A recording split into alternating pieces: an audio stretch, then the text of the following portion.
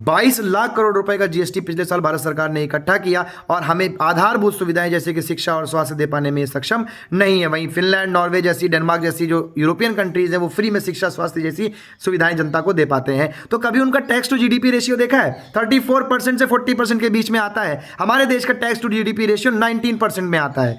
अगर हम बात करें पॉपुलेशन जो टैक्स पे करती है, तो top 2% of the population direct taxes पे करती है और 22% of the top businesses 90% of the GST पे करते हैं। बाकी 10% में पूरा देश आता है।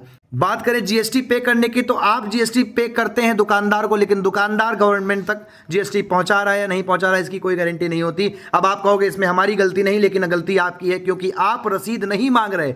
आप दुकानदार से रसीद मांगिए, उससे कहिए हमें जीएसटी का बिल चाहिए। कपड़े लेने आप जाते हो, रसीद नहीं लेते। सामान लेने आप जाते हो, रसीद नहीं लेते। इवन सोना चांदी तक लेने जाते हो, रसीद नहीं लेते, और कहते हो कि बिना रसीद का दे दो, हम बिना जीएसटी का पे कर लेंगे, कोई दिक्कत नहीं है। अब दुकानदार उसमें 18% का जो है 9% जीएसटी काट के आपको दे देता है। आपको लगता है कि आपको डिस्काउंट भी मिल गया, आप भी खुश, दुकानदार भी खुश, और सरकार को कुछ मिला भी नहीं। उसके बाद आप आके छाती पीटते हो कि हमने टैक्स पे कर दिया, हमें सर्विसेज नहीं मिल रही। हमारे देश में 19% का टैक्स हो रहा है।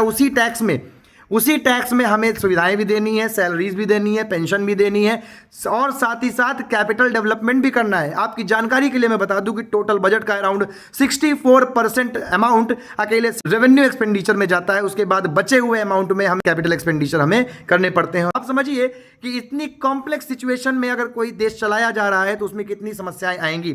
मैं ये नहीं कह रहा कि सब कुछ अच्छा है, लेकिन मैं ये कह रहा हूं कि भाई हमारे देश में कॉम्प्लेक्स प्रॉब्लम्स हैं, और अगर आप सच में चाहते हैं कि बदलाव आए तो बदलाव के लिए हमें मांग करनी पड़ेगी गवर्नेंस सिस्टम में बदलाव की। आपको पार्टियां बदलने से कभी भी लाभ नहीं होने वाला, आपको राजनीतिक दल बदलने से कभी लाभ नहीं होने वाला, क्योंकि अगर राजनीतिक दल बदलने से लाभ होता तो 1992 में 3 बार दल बदले गए, कुछ तो बदलाव दिखता। 2004 से 2014 तक दूसरा दल रहा तो बदलाव दिखता।